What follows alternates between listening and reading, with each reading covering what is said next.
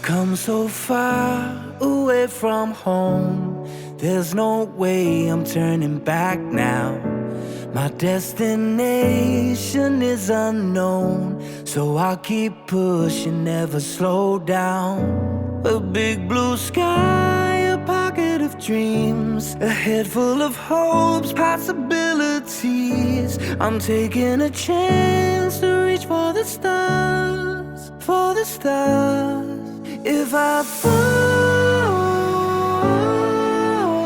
then I'll get back up, try again, come back stronger. No walls they build can stop me now. Let's keep chasing the sun, do what can be done. Let's go beyond, push the limits, take flight. We'll break through the sky and go beyond the stars with every step. Ayun, isang mapagpalang araw po sa ating lahat mga kabisnes naming minamahal. Ayun po mga kabisnes, salamat po sa walang sawang suporta niyo po at pagmamahal sa aming lahat. Itong vlog na to mga kabisnes, ginawa ko lang to para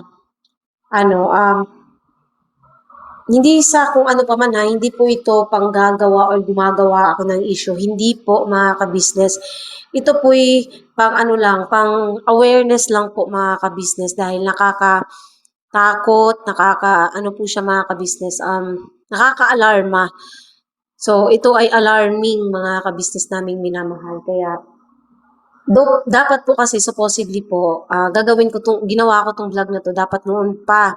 Nung nasa dait pa po kami mga ka-business. Kaya lang, may nagawa na pa akong vlog. Ilang beses ko pong inulit yung mga vlogs. Dun sa dait, 2 beses ko siyang ginawa. Hindi po ako satisfied. Pag uwi namin dito, gumawa ulit ako. Hindi pa rin ako satisfied. Hanggang sa lumipas pang ilang araw, hindi ko makuha yung timpla na gusto ko sa vlog. So, inulit-ulit ko siya. Hindi ko talaga type yung nung vlog. So, inulit ko siya. So, siguro ngayon, baka magustuhan ko na or makuha ko na yung timplang gusto ko. So, bago yun mga kabisnes, kukuha lang po ko ng electric fan dahil mainit po talaga. Wait lang po. Ayan, nakuha ko na. Ayan, yun na yung electric fan. So, yun nga mga kabisnes naming minamahal. Sa totoo lang po, eto kasi napaka niya mga kabisnes. Maselan po ang vlog natin ngayon, no? Paano ko ba? Hindi ko kasi alam kung paano ko siya may papaliwanag o sisimulan mga kabisnes eh. So, ganito. Nung nasa dait po kasi kami mga kabisnes, mga around, wait lang ha, titignan ko lang po yung message ha. Nung nag-message sa akin. Around yung oras.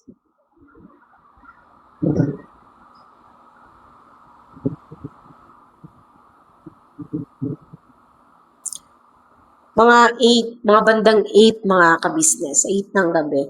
So ayun, may nag-message po sa akin, isang concerned citizen. Di ko na po i-mention kung sino po siya, basta may di ko na lang i-ano kung sino. Basta yun yung conversation namin. Tinatanong niya ako kung pumasok ba ako sa live ng dati po naming kasama. So, nagtaka ako kung bakit naitanong niya yun sa akin. Kasi mga ka-business, nung time po na yun na nag-message sa akin, is kasagsagan po yun or oras po yun na imi-meet up namin si La Kalingap Rab, sila Kuya Val, at ang Team Kalingap, sila Miss Jack, yun po yung oras na yun. So, sabi ko, nakikita bang pumapasok doon? Sabi ko, tinatanong ko siya. Sabi niya, hindi naman, kaya lang, nag-comment ka kasi doon. Sabi niya, sabi ko, ha? Nag-comment? Sabi ko, hindi ako pumasok doon at hindi po ako nag-comment. Kasi, ano naman po ang gagawin ko doon? Kasagsagan po yun ng kasagsagan po kasi yun nung time na yun na, alam niyo yun, nung time na nakipagkita kami kila Kalingap Rab. Although pag ilang kita ko na kay Kalingap Rab, andun kasi yung mga kabisi, alam mo yung lagi kang nai-starstruck. Tapos hindi mo alam kung ano yung gagawin mo, hindi mo alam kung ano yung sasabihin mo. So syempre, nung time na yun po, na nasa van pa kami, inaantay namin sila Kalingap Rab sa may Bagasbas, is naglalaro na sa utak ko paano ba namin siya i-interviewin. Yun yung time na yun po is busy yung utak ko sa pag-iisip kung paano siya ma-interview, paano namin siya i-approach, ano yung pwede namin sabihin, ano yung, ganun yung tumatakbo sa utak ko. So sabi ko sa sarili ko, wala akong time pumasok sa live ng kahit na sino. Uy, nung time na yun, kasi talagang wala eh. Occupied yung isip ko noon sa kung paano namin pakikitunguhan or paano i-approach yung isang Kalingap Rab. Although approachable sila mga ka-business in person, pero iba pa rin yung dating na magpapapromote ka. Yun kasi yung reason, kaya talagang busy ako noon ng kakaisip na bakit, ano ba? Siguro hindi ko alam kung anong oras yun sila nag-live. Yung dati pong umalis sa KB. Basta ang tinanong niya lang sa akin, siguro mga bandang 7 or di ko lang sure kasi nung nagka-chat kasi kami neto, itong concerned citizen is kakatapos lang namin kumain. So 8:37, siguro mga 1 hour mahigit na rin ang lumipas. Siguro nang simula nung nagka-chat kami neto kasi ayun nga, kumakain pa kami. No, nireplyan ko lang siya, kakatapos lang namin kumain. Na wala nang yung kamay ko noon, wala nang plastic ba na sa kamay ko. So ayun, so sabi ko, ano ba comment wait lang. Ito yung conversation namin.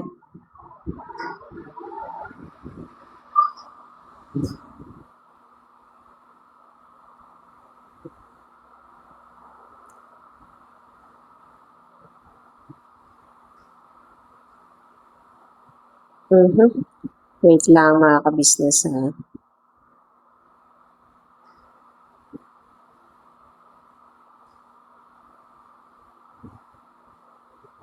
Ayun. Kasi sabi ko, nakita ba? Nakikita ba ate pag pumapasok sa live? Di ka nag-comment pero madagdagan ang nasa live. Pumasok daw kasi siya doon. Tapos, bakit ate nakita ba na pumasok ako do? Pumasok ako, sabi niya. Sabi ko kasi, sabi ko, kumakain pa kami ate kasama sila Kalingap Rab. Yun yung time na yun na kumakain pa kami mga around 8:37 p.m. Ayun nga, kumakain pa kami niyan. Ako kakatapos lang pero yung iba hindi pa tapos kumain. Tapos sabi niya, ay wow, sana all kasabay kumain si Kalingap Rab, sabi niya. Tapos, sabi niya, oo, nakita ka kasi nag-comment ka sa live nila. Sabi ko, nag-comment ako? Di man ako nagko-comment dun ate. Wala pa ano nangyari yun. Sabi niya, ikaw pinulutan sa comment section. Ako daw ang naging pulutan sa comment section dahil nakita raw pumasok ako. Tapos sabi ko, hayaan, ang gumawa na po ng ano ba yun, yung ginawa akong pulutan ng comment section nung taga-Japan na babae na minention ko na dati. Hindi ko na rin po papahabain yung patungkol dun sa kanya. Basta, ingat-ingat lang din. Ito, pang-awareness lang din sa iba na nagiging ka-close niyan ngayon ni Japa. Tinatawag ko siyang Japayuki eh. Ingat-ingat lang po kayo sa taong yan dahil darating din po ang panahon, kayo rin po ang magiging kaaway niyan. Ito for awareness lang ha, ito'y pagsasabi lang ng totoo. Kasi ako sa totoo lang, wala po akong ginawang masama dyan. Hindi po kami nag-away niyan. Hindi po kami nagkaroon ng sagutan or ano paman. Basta ang trato ko sa kanya dati is ate. Yun, ate. Di ko lang po alam kung anong naging dahilan niya, kung bakit bigla siyang nagalit sa akin, bakit bigla niya akong nilalait-lait, pinagmumura sa live niya. Basta hindi ko po alam. Basta ito lang for awareness lang. Kasi lahat po ng mga naging kaibigan niyan, mga naging kasama niya sa grupo, sa GC, sa kahit ano pa is, kahit sa Facebook, na mga naging dating niya po, mga dating mga naging kaibigan niya is iniwanan po yan siya dahil sa ugali niya. So, ayun, for awareness lang. So, sana mag-ingat lang kayo sa taong yan. So, yun lang. Tapos, ayun nga, sabi ko, paano nangyari yun? Tapos sabi ko, hayaan mo siya. Kasi, sabi ko, sampal din sa kanya. Sampal din sa kanila pagdating ng panahon. Basta yun lang yung message ko. Tapos sabi niya, may comment ka. Account ni Bay gamit mo. Hide ka nga ni Japayuki. Sabi, hindi ako nag-comment, ate. Sabi ko talaga, hindi ako nag-comment. Kasi, promise mga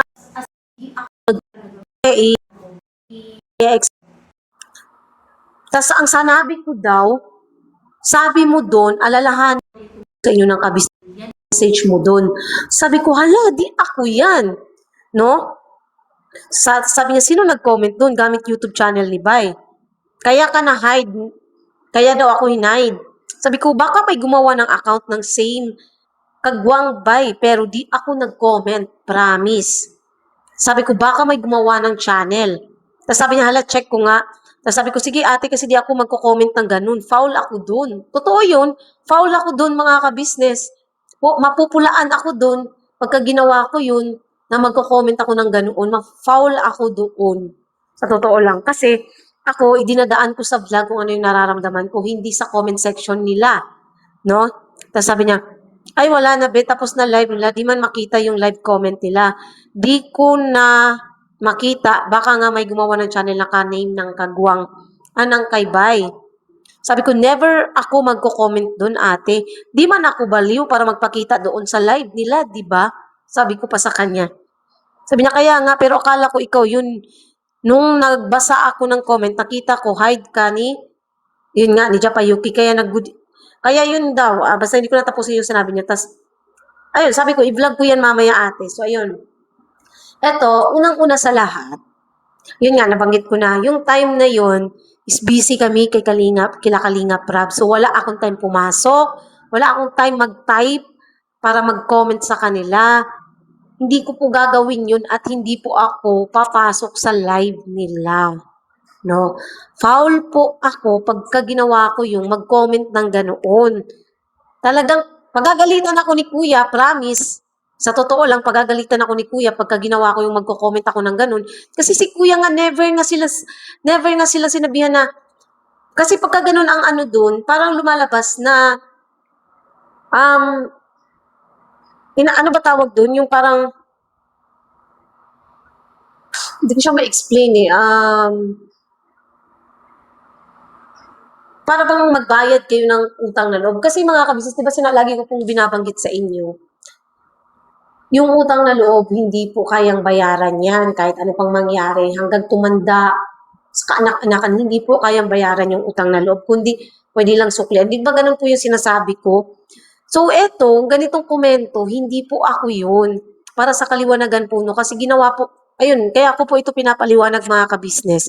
Kasi kung naalala nyo po, last December, nagkaroon po ng problema yung YouTube channel ni Bay. Hindi po ba? Ngayon po, baka kako, kasi ang naisip kasi namin noon, ang una kong naisip kasi, di ba, ang nauna namin naisip noon is, na-report yung channel. Kaya lang, mga kabisnes, based on my research in ChatGPT, ang isang channel ay hindi matitake down ng basta-basta. Kung isa, dalawa, tatlo, kahit 10 pa yan report, hindi po yan basta-basta matitake down. Except na lang kung mass report. As in, marami talagang magre-report. Yun ang makakapatake down sa isang channel. Kaya lang, hindi po eh. So, ni-research ko yung violation namin, ang lumalabas po is due to yung ano ba tawag dito? Yung violation kasi namin is due to related channel. So, ibig sabihin, may isang channel na katulad nung sa amin na may violation or ano ba yun bang parang nakakonect sa amin. So, ang ginawa ko po noon is pinagtatanggal ko sa cellphone ni Bay yung account na Kagwang Bay. Kasi naka-open kasi yung Kagwang Bay sa cellphone ni Bay, sa cellphone ni Kuy Kuy, at sa cellphone ko. So, ginawa ko po nun, tinanggal ko siya doon. So, sa isang cellphone lang talaga siya, mga ka-business, naka-open na lang, no? Sa ngayon. Kaya paano makakapag-comment doon? Hindi rin yan si Bay kasi hindi naman mahilig mag-comment yan si Bay eh. Si Kuy Kuy lalong hindi. Kasi yun nga po, wala na po yung account na Kagwang Bay sa kanilang cellphone. Nasa cellphone ko lang. Ngayon po, yun yung naging violation. So baka ang naisip ko noon nabanggit ko na rin yan dun sa mga nakaka-chat ko, na baka may gumawa ng Kagwang Bay Papaya, tapos ginamit sa kabulastugan, tapos baka ng bastos, or kung ano-ano yung mga, kaya na-report. Tapos nung ma-report, same nga sa amin Kagwang Bay Papaya. So, kaya siguro nasabi ni YouTube na connected siya sa amin. Baka yung ginawang channel na yun is, may violation. Na akala ni YouTube nakakonect sa amin. Kaya lang, na-prove ko po, ayan ha, ito malinaw to, na-prove ko po na yung isang related channel na yun is hindi po kami. Hindi po ako, hindi si Bay. No? Kasi hindi naman po mag-grant ni YouTube yung appeal namin kung makita niya or ma-detect ni YouTube na kami yun. 'Di ba? Eh nag-appeal nga po ako. At based on my appeal, talagang wala po kaming ibang YouTube channel kundi itong Kagwang Bay Papaya official. So, ayun no, sa mga siguro alam ko may mga marites po silang pumapasok din sa namin, sa vlog namin. Ayan ha, ito malinaw to ha, paglilinaw lang sa inyo. Hindi po ako kailanman pumapasok sa live nila or sa kahit anong vlog nila.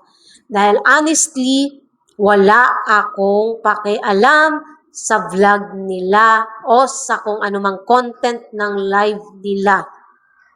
Yan ha, malinaw po yan. Hindi ko sila papasukin. Although, hindi ko ipagkakaila mga ka-business na mga may nagsasend ng screenshots if about sa akin or sa ano pa man. May nagsasend sa akin, hindi ko po ipagkakaila yan. Kaya lang, doon ko lang nalalaman na may mga ganyan. Kasi nga may mga nagbe-message sa akin. Pero yung pumasok ako sa live nila para no way. Ano ba kasing mapapala ko kung papasukin ko sila? Stress na nga ako kakaisip ng vlog namin, kung ano yung maiba-vlog namin the next day eh. At kakaisip kung ano yung magiging namin, kasi nga gusto kong mag-upload ng 2 beses sa loob ng isang araw. Kaya lang hindi talaga kaya mga ka-business. Kaya, yun, wala akong time sa ganun para makipag-bardagulan pa sa comment section nila. Diba? Wala akong time sa ganun. Tapos, ayun lang, ginawa daw pala akong pulutan doon. Ayun, shoutout sa iyo, Japayuki, no? Dapat, siniguro mo muna para naman hindi ka naman nagbukang TANGA, diba? Kasi, dapat, clinic mo muna kung legit ba na ako yun or Kagwang Bay Papaya ba yun? Kasi, ganito yan. Ang Kagwang Bay Papaya is 23,200 plus ang subscriber. No? Pero kung i-click mo yan, at hindi siya umabot ng kung ilan lang yung subscribers niyan, at makikita mo kasi once na i-click mo ang isang profile sa mga comment section, is makikita mo kung gaano katagal yung account or kung kailan lang siya ginawa.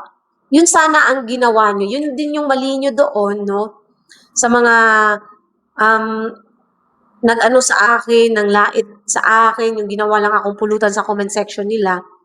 Sana clinic nyo para naman din, di ba? Alam nyo na yun. Pero hindi rin natin maano mga kabisnes kasi yung mga nandun kasi is talagang ganun yung mindset nila. So, okay lang yun. Hayaan natin pulutanin nila ako. Edi, wow. O, diba? Sana all. Wala problema yun. Go! Kung doon kayo masaya, manlait kayo, pag-anuhin nyo yung tao, ibaba nyo yung dignidad ng tao, sabihin yung finger, okay lang yan. Alam nyo kung bakit? Yung taong nilalait nyo, yung taong binubuli nyo, ayan no, ano pa rin. Kasi, hindi nyo kasi kami mapaalis-alis sa ka-business eh. Diba? Kaya go lang kayo, bira lang kayo ng bira, gawin nyo yung gusto nyo. Comment lang kayo sa anong gusto nyong i-comment about me. Basta hindi nyo ako matitinag dahil alam ko sa sarili ko, nagkamali man ako pero marunong akong tumanggap ng pagkakamali ko. Hindi ko naman pinagkakaila yun at hindi ko naman i-deny yun, mga kabisnes, yung pangyayari sa buhay ko.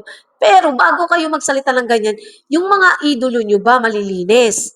Yun lang yun. Yun lang sasabihin ko. Bago nyo ako laitin, bago nyo ako pagsabihan ng kung ano-ano, yung mga idolo nyo ba malilinis? Yun lang yun. Wala ba yung itinatagong maiitim na budhi or maiitim na pag-uugali? Yun lang.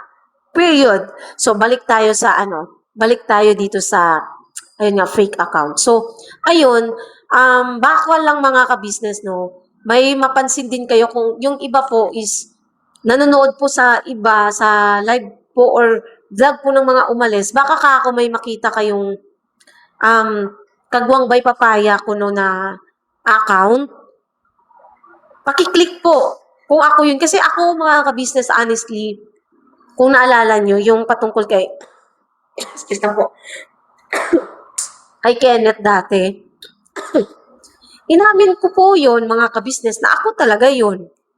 Ako talaga yun. At hindi ko ipagkakaila yun. Dahil promise, it's me. It's really me na nag-comment doon sa kay Kenneth. Noon. At ang kagandahan lang din kasi kay Kenneth, mga ka-business, nung nag-away kami, nagkaroon kami ng sagutan. Tapos sa Messenger din, nagkaroon kami ng sagutan. At the end, si Kenneth humingi ng pasensya, which is sobrang goods ng ganong klase ng tao. Isinaalang-alang niya yung kapatiran namin, yung pagiging magkapatid sa pananampalataya, which is salute ako dun sa'yo, Kenneth, as in salute ako sa'yo sa bagay na yun na isinaalang-alang mo yung pagiging magkakapatid natin, no? Yun ang best din na naging ano ko sa'yo na at least humingi ng tawad, di ba? Sorry, Ate June. Simple, sorry. Alam ni Kenneth yan, hindi ako nagmataas. Sabi ko agad, okay lang, Kenneth, naiintindihan kita. Oh, that's it. O, di ba? Hindi kasi ako yung klase ng tao, mga ka-business, na once na nag-sorry na is, paanuhin mo pa, yung bang parang patatagalin mo pa, or magtatanim ka pa ng galit or sama ng loob. Hindi po ako ganong klase ng tao. Once na yung tao nag-sorry sa akin, okay, tanggap ko na yun. Okay na ako dun. Alright na ako dun. Ano na yung puso ko dun? Ganon lang ako. So, ayun nga, kung ako yan, aaminin ko yan. Kaso mga kabisnes, wala nga kasi akong time na pumasok sa mga ganyang, di ba? So, sobrang busy namin, sa dami namin ginagawa. May time pa ba akong mag-ano sa kanila? Diyos ko po, honestly, mga kabisnes, hindi ko pag-aaksayahan ng oras, no? Kung may spare time man ako, manonood na lang ako ng drama sa Facebook, sa mga reels. Yun, mas gusto ko pa yun kaysa magbigyan yung sarili ko ng stress or bigyan yung sarili ko ng alalahanin. Pagagalitan po ako ni Kuya, sa totoo lang, pagka ginawa ko po yung pagpasok doon. Diba? Mapapagalitan ako ni Kuya kasi sinabihan na nga ako, hayaan mo na nga yan, hayaan mo na yung mga yan, hayaan mo na yung mga comment section na ganyan. So, hindi po ako pumapasok sa live. Wala talaga, hindi. Ewan ko. Ba't pagbintangan na naman ako? Lagi na lang mga ka-business. Hindi, okay lang yan. Basta ang importante, malinis yung konsensya ko. Hindi ako gumagawa ng kabulastugan or hindi ako gumagawa ng paraan para manira ng iba through Messenger. No, I won't do that. Kasi nakikita naman ng tao kung ano yung totoong pag-uugali ng isang tao. Alam nyo mga kabisnes, ganito lang yan. Pag ang tao matalino, no, magaling kumilatis yan ng tao kung sino yung totoo, sino yung nagsasabi ng totoo, at sino yung hindi nagsasabi ng totoo. Huwag maging one-sided. Kasi, sa isang istorya, merong nakalakip o nakatagong totoong istorya o totoong pangyayari. So, yun lang naman sa akin. So, huwag kayong masyadong maging one-sided kasi once na mga ka-business, kayo lang din ang mapapahiya pagka ganun, pagka nalaman nyo naman yung totoo. Ganun lang yun, di ba? Wala akong sinasabing ano pa man mga ka-business. Ito is para bang sayings, yon, sayings. Kaya wag lang tayong maging one-sided sa isang story, 'di ba? So yun. Tsaka yun nga, Baka kako lang mga ka-business may ano sa inyo, kung po pwede po, paki-click niyo po muna bago kayo mag-report ha.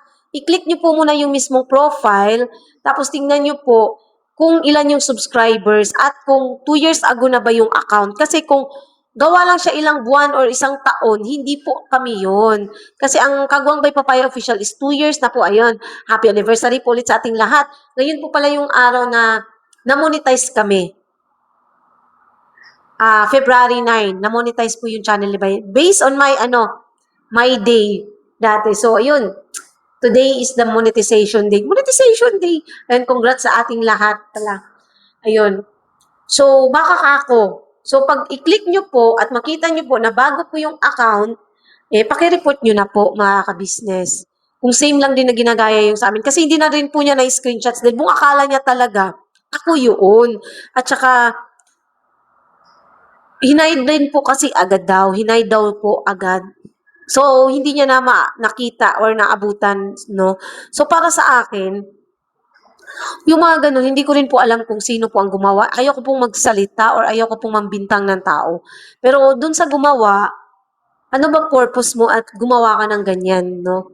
Siguro para sirain kasi nagawa na nga nagkaroon ng problema yung channel namin last December. So, ang purpose lang talaga ng taong gumawa ng dummy account na katulad sa amin is para pabagsakin kami ni Bay. No, siguro yun yung pinaka-purpose ng taong yun. Grabe naman talaga ang inggit ng taong gumawa niya. No, kung sino man yun, hindi ko po alam eh. Sa totoo lang, wala rin po akong ideya kung sino po ang gumawa niyan, mga ka-business.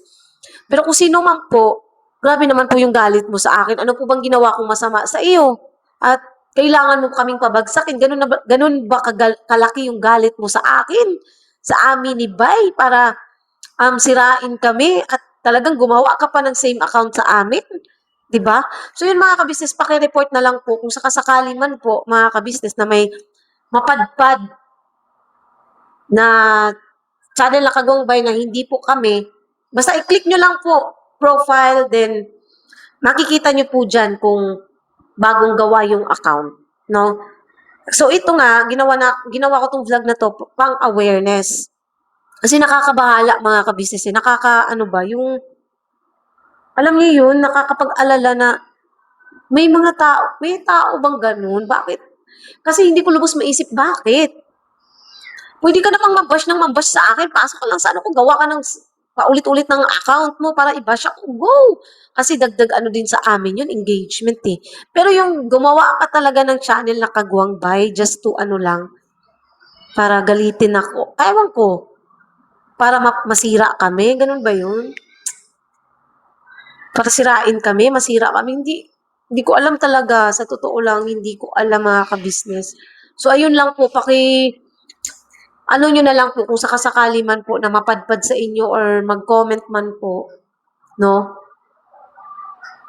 Although yung comment po niya is hindi naman siya paninira against me. Kaya lang, yung, yung gesture kasi na bakit pumasok sa live at ganun yung sinasabi, wala naman po kasi sa ano ko yun na magsalita ng ganun sa kanila. Then, ano po bang karapatan ko? Para sa pagsabihan sila ng ganun, di ba? Anong karapatan ko? Oo, nagsasalita ako na kahit respeto man lang, yun talaga gusto ko, kahit respeto man lang. Yun lang naman eh, respeto. Wala namang sinasabi na sa totoo lang, viewers na rin po ang nag-ano no ng gano'n na magbaya, sana kahit parang utang na loob. No, ang ka-business hindi po na ganun sa kanila, hindi po nagsalita si Kuya ng ganun.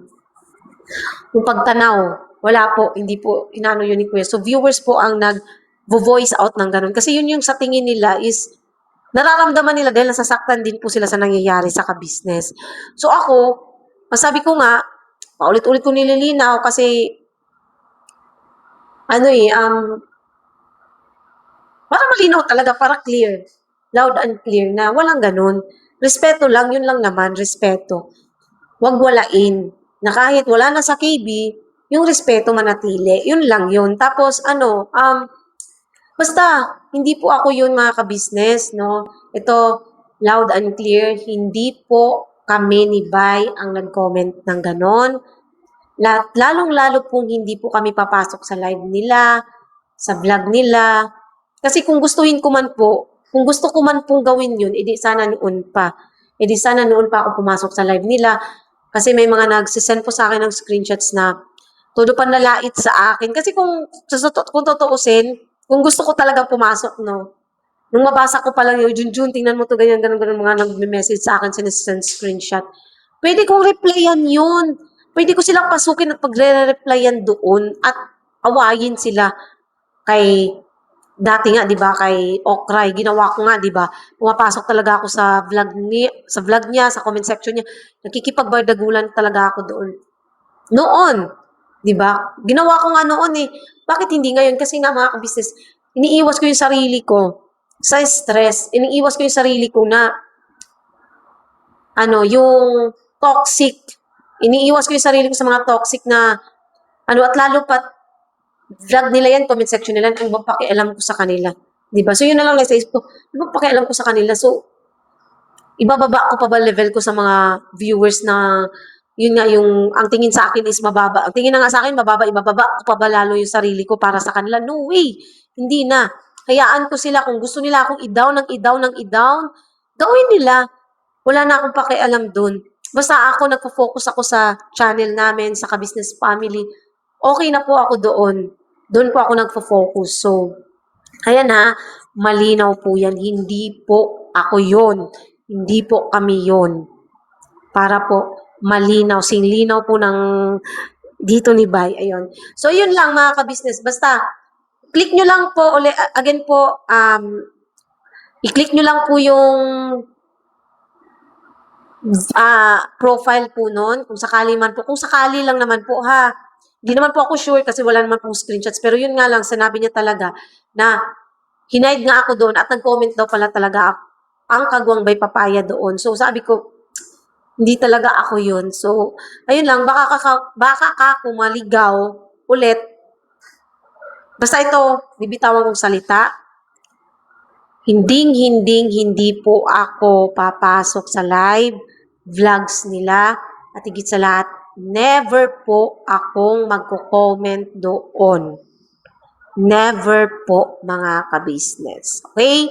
So yun, click nyo lang yung profile at pakitingnan kung kailan ginawa yung channel, higit sa lahat, kung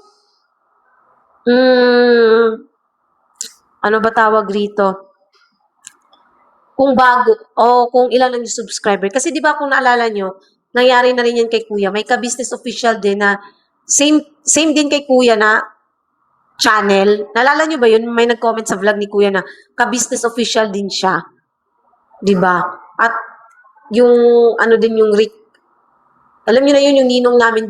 May gumawa rin ng dummy na kapangalan ng ninong namin. Nag-comment din doon sa pero alam kong hindi siya yun kasi 'di ba may na natin yun dati kung sino yung gumawa ng fake account. So ayun, 'di ba may ka-business official na fake account. Yun din may ninong namin dati na fake account. So yun. Siya mga ka-business hindi ko lang alam talaga basta ayoko pong mambintang ng tao at wala po talaga akong kilala na pwedeng gumawa noon. So wala akong idea kung sino ang taong yun. Basta yun lang sa akin, hoping po na matulungan niyo po ako mahanap or makilala kung sino man po yan. At try natin i-trace up mga ka-business kung sino man pong gumawa niyan.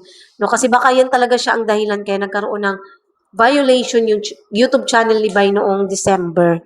So, ayun lang po. Ito pong vlog na to ay for awareness. Hindi po ito ginawa para mambintang ha. Kasi talagang honestly, wala po akong idea kung sino po ang gumawa. Yan ha, malinaw po yan. Wala po akong ideya. Wala rin akong ideya. Wala akong basta. Wala akong kahibalo. Wala akong alam kung sino ang gumawa. Talaga niyan. Wala. As in, promise, wala akong alam. So, yun ha, malinaw. Wala akong planong pumasok sa live or mag-comment sa mga vlogs nila. At lalong-lalong wala kaming ibang account. Kasi, ang ibang account ko po is Eliza Sueco. Wait. Ay, hindi. Isa lang pala naka-login pala rito. Ito lang pala talaga. Kagwang Bay. Ayan lang oh. Wala siyang ibang account mga ka-business. Out of storage pa. Yan oh. Wala siyang ibang account kundi eto lang, Kagwang Bay. So, ayun, sakay Bay naman na account, ang nakalagay is tatlo. Isang Eliza Sueco pa at isang Eli Alaris Chris. Yung Eli Alaris Chris is may mukha ko po yun. Minsan yun po yung ginagamit kong mag-comment, yung Eliza Sueco. Kay Kuy naman is Eliza Sueco din na same lang din sila ni Bay na yun lang din na account. Inopen ko lang din dun kay Kuy. So yun. Tapos meron pa akong isang account, azelybaby43@gmail.com. Yan din naman po ay mukha ni Kuy ang nakalagay. So makikilala nyo po. Wait lang, may tao yata.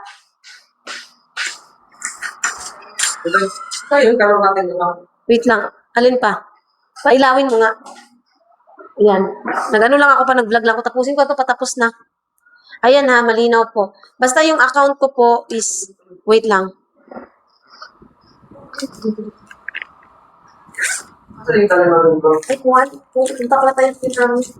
God bless po sa ating lahat. We love you all po, mga ka-business.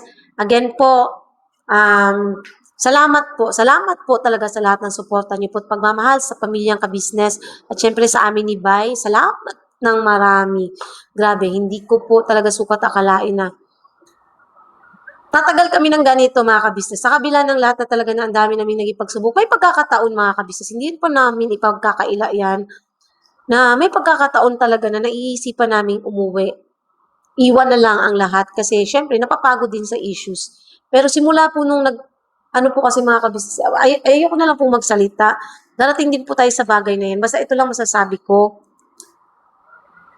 Dumating man yung ganoong pag-iisip, pero hindi pa rin namin ginawa. Bakit? Masakit iwan sila kuya, sila ate, ang first family na kahit nagkakaroon ng di pagkakaunawaan, pag naipaliwanag naman na kasi sa amin nila kuya, doon namin nauunawaan ang lahat. At doon ako nagiging okay na humingi ng tawad. Kasi hindi, ako po yung klase ng tao talaga na hindi po matigas yung puso ko. Maldita lang po ako, mga ka-business. Maldita lang talaga ako, pero malambot po yung puso ko. Once na ano na ako, yun, naliwanagan na ako, okay na ako dun, mga ka-business, sa totoo lang. Kaya ayun, salamat ko sa inyo, mga ka-business, mula noon hanggang ngayon. Sa ating ng viewers, subscribers na walang sawang sumusuporta at nagmamahal sa aming lahat, sa buong ka-business family, maraming salamat po from the bottom of my heart. Charot lang. At sa lahat din po ng mga butihing sponsors mula noon hanggang ngayon. At mga ka-business, please support po unang-una ka-business official, ka-business family, Papa Dins TV, Mrs. KB official, Famous Budang official. Siyempre po, Kagwang by Papaya official, Kagwang Estong official, Kagwang Bornok official, Kagwang Bugi official, mga ka-business. We love you all po. Birabana at todo-todo lang tayo palagi. Basta lagi nating tandaan, mga ka-business, lahat-lahat po na nangyayari ay may may purpose po. Higit sa lahat, may kabayaran. Ako, tapos na ako magbayad dun sa naging pagkakamali ko noon. Darating din po yung panahon, mga ka-business, na unti-unti naman po, gaganon din tayo. Hindi lang tayo magmamadali. Kami po ay dealer ng lahat ng klase ng sewing machine. Meron tayong mga brand new, slightly used, at ganon din po, meron tayong high speed, aging, piping, button hole, button sew. Halos lahat ng uri ng klase ng sewing machine ay meron po tayo, mga ka-business naming minamahal. Ayun, please po, feel free to message lang po doon sa mga pangangailangan ng sewing machine. Ano po? At sa murang halaga, mga ka-business naming minamahal, ay mapapasa inyo ang magagandang quality ng sewing machine. Alright?